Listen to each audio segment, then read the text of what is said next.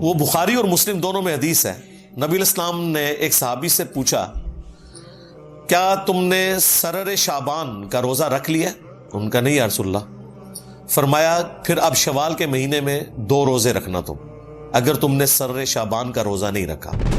15 شعبان کا روزہ ویسے بھی عمومی سنت میں بھی آتا ہے، لیکن اسپیسیفکلی بخاری مسلم کی جو احادیث ہیں اس پہ گواہ ہیں کہ سرر شعبان یا سرہ کا روزہ 15 شعبان کا نبی علیہ السلام نے تلقین فرمایا کہ یہ رکھنا ہے.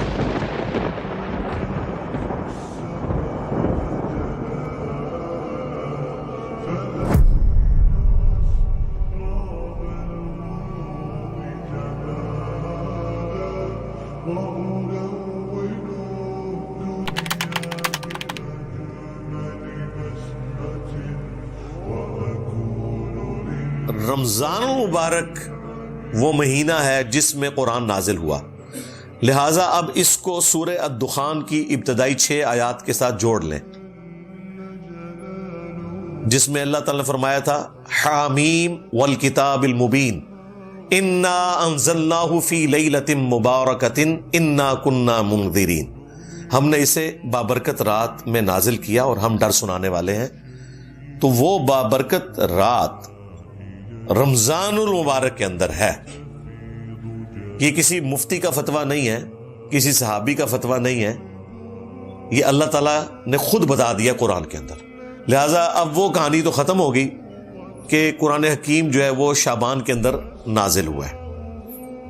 اب چونکہ انہیں پتا تھا کہ قرآن اس کے خلاف ہے، انہوں نے نئی کہانی ایک گھڑی جو میں آپ کو سٹارٹ میں بتا چکا کہ نہیں جی قرآن 2 دفعہ نازل ہوا ہے. ایک دفعہ لوح محفوظ سے آسمان دنیا پہ، وہ ہوا تھا شب برات شعبان کی 15ویں رات، اور دوسری دفعہ جو نازل ہوا آسمان دنیا سے زمین پر وہ کہتے ہیں وہ رمضان میں ہوا. ہم کہتے ہیں لکھا کدھر ہوا ہے؟ کہتے ہیں بزرگوں نے بتایا.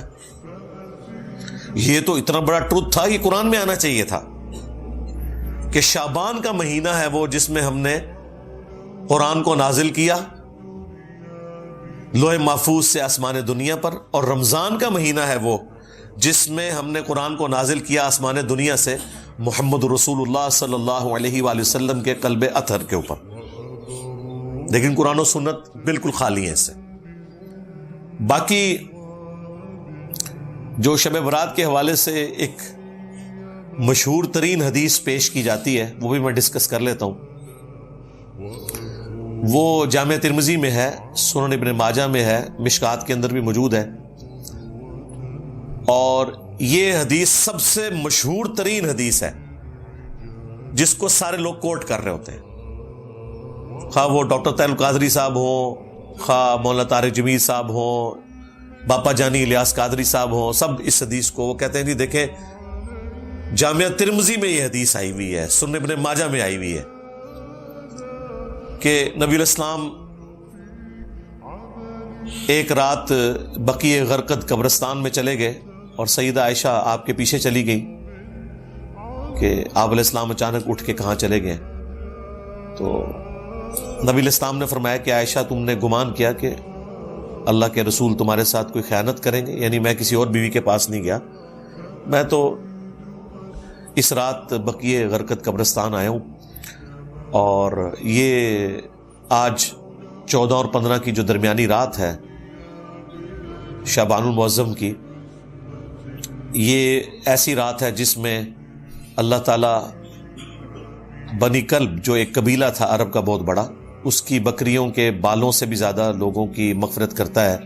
تو میں اہل بقی کے لیے دعا کرنے آیا. اچھا، یہ حدیث وہ بیان کر کے کہتے ہیں یہ مغفرت کی رات ہے.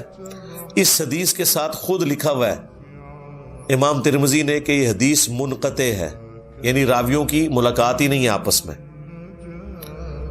پھر تدلیس کا بھی ایشو ہے اس میں. اس سے بڑھ کر امام ترمذی نے لکھا کہ میں نے اپنے استاد امام محمد بن اسماعیل بخاری یعنی صحیح بخاری کے جو آتھر ہیں ان سے جب میں نے شب برات کی اس حدیث کے بارے میں پوچھا، شب برات تو ہم کہہ رہے ہیں وہ تو 15ویں رات شعبان کی، تو انہوں نے بھی فرمایا کہ میرے نزدیک بھی یہ حدیث ضعیف ہے. اچھا، امام ترمذی نے 7 باقاعدہ کامنٹس کیے ہوئے ہیں اس کے اوپر. اس سے بڑھ کر مشکات والوں نے جب یہ حدیث ترمذی سے لی تو انہوں نے بھی ساتھ امام بخاری کے کامنٹس نقل کیے جو امام ترمذی نے ان کے حوالے سے بیان کیے. اب مجھے بتایا اس کے بعد کوئی گنجائش رہتی تھی، لیکن دیکھ لیں ڈٹائی ہے. ڈاکٹر طاہر القادری صاحب بھی وہ پڑھ رہے ہیں اور کہہ رہے ہیں ترمذی پڑھ رہا ہوں. ترمذی آگے بھی پڑھو نا سرکار. بس حدیث بیان کر کے نا جو اگلا حصہ تھا نا کہ جو امام ترمذی نے لکھا کہ یہ روایت درست نہیں ہے، امام بخاری بھی اسے صحیح نہیں سمجھتے، اس میں راویوں کی ملاقات ہی نہیں، منقطع ہے، وہ انہوں نے آنکھوں سے پڑھی، زبان سے نہیں پڑھی. بس اس کے بعد کتاب بند کر دی. یعنی وَأَنْتُمْ تَعْلَمُونَ، وہ جانتے تھے کہ اس میں کیا لکھا ہوا ہے، بس بیان کر دیا ڈٹائی کے ساتھ. اسی طریقے سے ایک اور حدیث پیش کی جاتی ہے سنن ابن ماجہ سے، وہ بھی مشکات میں بھی موجود ہے، کہ نبی علیہ السلام نے فرمایا کہ اس مہینے میں نامہ اعمال اللہ کے حضور پیش ہوتے ہیں، رات کا قیام کرو اور دن کا روزہ رکھو. حالانکہ اس میں کذاب راوی ہے، یہ گھڑی ہوئی روایت ہے، ضعیف بھی نہیں، گھڑی ہوئی روایت، ڈٹائی کے ساتھ بیان کرتے ہیں.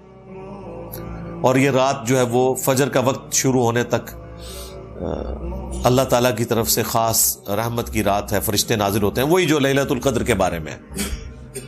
اور وہ تو میں نے آپ کو بتایا کہ روزانہ کے لیے بھی فضیلت ہے بخاری مسلم میں، کہ آخری تہائی رات جب رہ جاتی ہے تو اللہ تعالیٰ آسمان دنیا پہ نزول فرماتا ہے، جیسا کہ اس کی شان کے لائق ہے، اس کی مثال نہیں بیان ہو سکتی. اور کہتا ہے کوئی مجھ سے مانگنے والا میں اسے عطا کروں، ہے کوئی بخشش مانگنے والا کہ میں اسے بخش دوں، حتیٰ کہ فجر کا وقت داخل ہو جائے. یہ روزانہ کے لیے اللہ تعالیٰ کی طرف سے ایک اسپیشل آفر ہے پوری انسانیت کے لیے کہ وہ حق قبول کر لیں. ایک اور روایت ہے سنن ابن ماجہ میں، جسے ضعیف جمع ضعیف کا فارمولہ لگا کے شیخ البانی نے حسن درجے میں ڈکلیئر کر دیا، جس کی وجہ سے آج کل بعض اہل حدیث بھی شب برات کو اتنا ماننا شروع ہو گئے شیخ البانی کی وجہ سے، کہ اس رات اللہ تبارک و تعالی مخلوق کی طرف متوجہ ہوتا ہے اور سوائے دو طرح کے لوگوں کے سب کی مغفرت فرما دیتا ہے. ایک جو شرک کرنے والا ہے اور دوسرا جو اپنے مسلمان بھائی کے بارے میں دل میں کینہ رکھنے والا ہے. لیکن یہ روایت بھی کمزور ہے اور یہ باقی روایتوں سے بھی زیادہ کمزور روایت ہے. اس میں دو مجہول راوی ہیں ان نون، اور دو مدلس راوی ہیں جو عن سے روایت کر رہے ہیں. اور امام مسلم نے صحیح مسلم کے مقدمے میں لکھا ہوا ہے کہ مدلس کی عن والی روایت سما کی تصریح کے بغیر ضعیف تصور کی جائے گی. 4 سکم ہے اس روایت کے اندر، اس کے باوجود شیخ البانی نے چونکہ اسے حسن لکھ دیا، اور وہ حسن لکھ رہی ہے ضعیف جمع ضعیف، وہ آج بریلوی بھی کوٹ کرتے ہیں، دیوبندی بھی، اور بعض اہل حدیث بھی کوٹ کرتے ہیں. اور جو شیخ البانی کی اس تحکیم کے ساتھ ایگری نہیں کرتے اہل حدیث، ان کی بھی جرت نہیں ہے کہ وہ شیخ البانی کا رد کریں کہ یار انہوں نے اس کے اوپر جو حکم لگایا وہ ٹھیک نہیں لگایا. اور صحیح مسلم کے مقدمے میں موجود ہے کہ تابعی کی مرسل کوئی شے نہیں ہے جب تک وہ صحابی کو مینشن نہ کرے، کیونکہ کنفرم نہیں نا کہ اس نے روایت کہاں سے سنی ہے. اگر صحابی سے سنی ہوتی تو بیان کر دیتے، بل وہ ان کا اپنا قول ہے انہی الفاظ کے ساتھ جو سنن ابن ماجہ میں وہ ضعیف روایت تھی کہ اس رات اللہ تعالیٰ سب کی مغفرت کر دیتا ہے سوائے شرک کرنے والے کے اور کینہ پرور شخص کے. تو یہ روایت سندن تو درست ہے لیکن صرف تابعی کا قول ہے، اس لیے یہ بھی کوئی اس حوالے سے حجت نہیں ہے. لیکن وہ بات اپنی جگہ درست ہے جو میں نے بتائی کہ سنن نسائی میں واضح حدیث ہے کہ نبی علیہ السلام اس مہینے میں کثرت سے روزے رکھتے تھے، کیونکہ آپ علیہ السلام نے فرمایا کہ نامہ اعمال اللہ کے حضور پیش ہوتے ہیں اس مہینے کے اندر. بلکہ صحیح بخاری اور صحیح مسلم دونوں میں موجود ہے کہ نبی صلی اللہ علیہ وآلہ وسلم رمضان کے بعد سب سے زیادہ روزے جس مہینے میں رکھتے تھے وہ شعبان کا مہینہ ہوتا تھا. تو شعبان کے مہینے کے روزوں کی فضیلت اپنی جگہ ہے، حتیٰ کہ بخاری اور مسلم دونوں میں حدیث ہے، اما عائشہ سلام اللہ علیہا کہتی ہیں کہ میرے جو رمضان میں مخصوص ایام کے روزے چھوٹ جاتے تھے تو میں ان کی قضا اگلے شعبان میں دیتی تھی، کیونکہ شعبان میں نبی علیہ السلام جو ہے وہ کثرت سے روزے رکھتے تھے. بیسیکلی انہوں نے کوڈ ورڈ میں بات کی، وہ جو حدیث ہے نا بخاری مسلم میں کہ کوئی بھی بیوی اپنے خامند کی مرضی کے بغیر روزہ نہیں رکھ سکتی. یعنی اس میں امپلائیڈ ہے کہ خامند اپنی بیوی کے ساتھ جو ازدواجی تعلق ہے وہ دن کے وقت بھی قائم کر سکتا ہے. تو اما عائشہ جو کہہ رہی ہے نا کہ میں روزے شعبان میں رکھتی تھی رمضان کے قضا کیے ہوئے، کیونکہ نبی علیہ السلام نے روزہ رکھا ہوتا تھا، یعنی اب امپلائیڈ تھا کہ مجھے اب اجازت کی ضرورت نہیں ہے، نبی علیہ السلام خود روزے سے، تو میں اپنے روزوں کی قضا دے لیتی تھی. حتیٰ کہ صحیح مسلم میں یہاں تک الفاظ ہے کہ نبی صلی اللہ علیہ وآلہ وسلم شعبان کا پورا مہینہ روزہ رکھا کرتے تھے. یہ بھی حدیث موجود ہے. یعنی کوئی اکا دکا چھوٹ گیا، ادروائز آپ کی روٹین تھی کہ پورا شعبان آپ روزہ رکھا کرتے تھے، رمضان بھی اور شعبان بھی. پھر صحیح مسلم میں یہ حدیث ہے، نبی صلی اللہ علیہ وآلہ وسلم ہر پیر کو اور ہر جمعرات کو بھی روزہ رکھا کرتے تھے. اور ترمذی میں تو الفاظ ہیں یہ اس لیے میں رکھتا ہوں کہ نامہ اعمال ہر پیر اور جمعرات کو اللہ کے حضور پیش ہوتے ہیں، میری خواہش ہے کہ میں روزے کی حالت سے ہوں. ایک اور حدیث بھی ہے مسلم میں کہ نبی علیہ السلام پیر کا روزہ اس لیے رکھتے تھے، فیہ ولدت وفیہ انزل علیہ، کہ اس دن میں پیدا ہوا، اس دن مجھ پہ پہلی دفعہ وحی نازل ہوئی. وہ بھی ہے ایک پیر اور جمعرات والی بھی ہے کہ نامہ اعمال اللہ تعالیٰ کے حضور پیش ہو. تو اب دیکھ لیں نامہ اعمال شعبان کے مہینے میں بھی پیش ہوتے ہیں، نامہ اعمال پیر اور جمعرات کو بھی پیش ہوتے ہیں. یعنی شعبان کے مہینے میں جو سال پورے کا ریکارڈ اللہ کے پاس جاتا ہے، پورے ہفتے کا ریکارڈ جو ہے وہ پیر اور جمعرات کو. اور روزانہ بھی ہوتا ہے جو بخاری مسلم میں حدیث ہے کہ فرشتے فجر اور عصر کے وقت ڈیوٹیاں اپنی بدلتے ہیں. فجر والے فرشتے جب عصر کے وقت واپس جاتے ہیں، اللہ تعالیٰ سب کچھ جانتا ہے، اس کے باوجود پوچھتا ہے کہ میرے بندوں کو کس حال میں پایا. تو وہ کہتے ہیں کہ گئے تھے تو فجر پڑھ رہے تھے، آئے تھے تو عصر پڑھ رہے تھے. اس طرح عصر والے جب فجر کے وقت واپس جاتے ہیں وہ کہتے ہیں جب ہم گئے تھے عصر پڑھ رہے تھے، وہ جب واپس آئے تو فجر پڑھ رہے تھے. فرشتے بھی انسانوں کی خدمت میں لگائے ہوئے اللہ تعالیٰ نے. اللہ تعالیٰ نے انسانوں کو سب سے زیادہ سیریس لیا ہوا ہے اس کائنات میں، اور انسانوں نے سب سے زیادہ نان سیریس اپنے رب کو لیا ہوا ہے. یہ کتنی خطرناک بات ہے. اللہ کے نزدیک سب سے زیادہ سیریس مخلوق انسان ہے، فرشتے اس کی خدمت میں لگے ہوئے. تو نامہ اعمال پیر اور جمعرات کو بھی ہر ہفتے، پھر سال کے بعد بھی شعبان کے مہینے میں، اور روزانہ بھی فجر اور عصر کے وقت. یعنی یہ میں نے آپ کو وہ ساری روٹین بتا دی جو اللہ تعالیٰ کے حضور پیشی ہوتی ہے. تو نبی علیہ السلام اس لیے روزوں کا اہتمام شعبان میں زیادہ کیا کرتے تھے. یعنی آپ کے 11 روزے تو کنفرم ہوتے تھے ہر مہینے کے، 8 تو آپ کر لیں پیر اور جمعرات، 4 دفعہ سوموار کا دن آتا ہے، 4 دفعہ جمعرات کا دن، 8 روزے یہ، اور 3 ایام 20 کے، 13 14 اور 15. جب خوب روشن ہوتا ہے نا چاند، ایام 20 اسے کہتے ہیں. 3 یعنی چاند جب گول ہونے کے روزے ہیں. یہ نبی علیہ السلام کی روٹین میں تھے. ایون سنن نسائی میں یہاں تک آیا کہ نبی علیہ السلام سفر میں بھی یہ روزے رکھا کرتے تھے ایام 20 کے. ویسے آپ نے اجازت دی ہوئی ہے، صحیح مسلم میں حدیث ہے کہ جو شخص مہینے میں 3 روزے رکھ لے وہ اسی طریقے سے ہے گویا اس نے ہمیشہ کے روزے رکھے، اور اس میں کوئی قید نہیں کہ آپ نے کب رکھنے، 3 روزے مہینے میں. اور اس کا بھی آسان ورژن میں نے آپ کو بتا دیا ہے کہ شوال کے 6 روزے رکھ لیں، وہ بھی صحیح مسلم میں ہے رمضان کے بعد، تو وہ بھی پوری زندگی کے روزے ہیں. ہر مہینے بھی 3 رکھنے کی ضرورت نہیں، لیکن اگر رکھنا چاہتا ہے بہت اچھی بات ہے. بخاری مسلم میں حدیث ہے، ابو ہریرہ رضی اللہ تعالیٰ عنہ کہتے ہیں کہ نبی علیہ السلام نے مجھے 3 نصیحتیں کی تھی.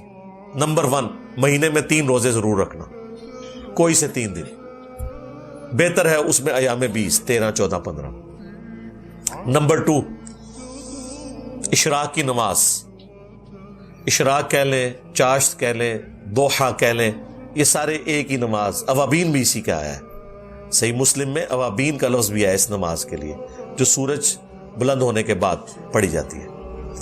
اور تیسرا فرمایا رات کو سونے سے پہلے وطر پڑھ لینا. ویسے افضل تو ہے آخری پہر میں پڑھنا، لیکن جس کے لیے آسانی ہے، جو یہ سمجھتا ہے کہ میرے لیے آخری وقت میں اٹھنا مشکل ہے تو وہ رات کو وتر پڑھ کے سوئے. تو حضرت ابو ہریرہ کہتے ہیں نبی علیہ السلام نے مجھے 3 کاموں کی وصیت کی تھی، ان میں بھی 3 روزوں کا ذکر موجود ہے. یہ حدیث بخاری مسلم دونوں میں ہے. اچھا، اب 15 شعبان کا جو روزہ ہے نا، اس کے بارے میں بھی ایک حدیث ہے، وہ بخاری اور مسلم دونوں میں حدیث ہے. نبی علیہ السلام نے ایک صحابی سے پوچھا کیا تم نے سرر شعبان کا روزہ رکھ لیا؟ ان کا نہیں یا رسول اللہ. فرمایا پھر اب شوال کے مہینے میں 2 روزے رکھنا تم، اگر تم نے سرر شعبان کا روزہ نہیں رکھا. اب یہ سرر شعبان کا روزہ کون سا ہے؟ ظاہر نبی علیہ السلام کی حدیث بخاری مسلم میں. اب علماء سے پوچھیں یہ کون سا روزہ ہے جس کا ذکر ہو رہا ہے سرر شعبان؟ سرر عربی زبان میں کنارے کو بھی کہتے ہیں اور سینٹر کو بھی کہتے ہیں، ہالو چیز کو. اس سے مراد کنارے کے روزے بھی ہو سکتے ہیں، لیکن وہ تو بخاری مسلم میں حدیث ہے کہ نبی علیہ السلام نے فرمایا کوئی بھی شخص جب رمضان شروع ہونے میں 2 دن رہ جائیں تو وہ روزہ نہ رکھے، یعنی وہ رمضان کو پروٹوکول دے کہ رمضان سے پھر روزے سٹارٹ کرے، سوائے اس شخص کے کہ جو پورا مہینہ روزے رکھ رہا ہو، اس کے لیے آپ علیہ السلام نے اجازت دی. اسی طریقے سے جامع ترمذی میں حدیث ہے کہ نبی علیہ السلام نے فرمایا کہ جب نصف شعبان گزر جائے تو کوئی شخص روزہ نہ رکھے. تو اس سے یہ بھی پتہ چل گیا کہ وہ آخری سرا بھی نہیں ہو سکتا، آخری 15 دن بھی نہیں ہو سکتے. تو یہ سرر شعبان کیا ہے؟ تو صحیح مسلم میں ایک اور حدیث ہے. اتنی حدیث تو بخاری مسلم دونوں میں تھی کہ سرر شعبان کا روزہ رکھو. مسلم میں امام مسلم میں ایک اور حدیث لے کے آئے، اس میں پتہ کیا الفاظ ہے کہ نبی علیہ السلام نے فرمایا اس مہینے کے سرہ کا روزہ رکھا ہے تم نے، ناف کا. سرہ کہتے ہیں ناف کو. اب ناف آلموسٹ جسم کے سینٹر میں ہوتی ہے، تو جو میں کہہ رہا تھا سرر کا ترجمہ کنارہ بھی بن سکتا ہے اور سینٹر بھی. مسلم شریف میں واضح الفاظ ہیں سرہ، ناف، نیول انگلش میں ہم کہتے ہیں، اس کا روزہ. تو یہ جو ناف کا روزہ ہے یہ 15 شعبان کا روزہ ہی بنتا ہے. اور عموماً تو میں نے آپ کو کئی احادیث بتا دی ایام 20 کے روزوں سے متعلق کہ نبی علیہ السلام تو 13، 14، 15 خواہ وہ شعبان کی ہو، خواہ وہ شوال کی ہو یا اور کسی مہینے کی، یہ 3 روزے تو آپ نے رکھنے تھے اور وہ آپ کی روٹین تھی، خواہ سفر ہو حضر ہو. 15 شعبان کا روزہ ویسے بھی عمومی سنت میں بھی آتا ہے، لیکن اسپیسیفکلی بخاری مسلم کی جو احادیث ہیں اس پہ گواہ ہیں کہ سرر شعبان یا سرہ کا روزہ 15 شعبان کا نبی علیہ السلام نے تلقین فرمایا کہ یہ رکھنا ہے. یہ 15 شعبان کا روزہ بنتا ہے. اس روزے کا شب برات کے روزے سے کوئی تعلق نہیں ہے. ان 2 چیزوں کو مکس نہیں آپ نے کرنا.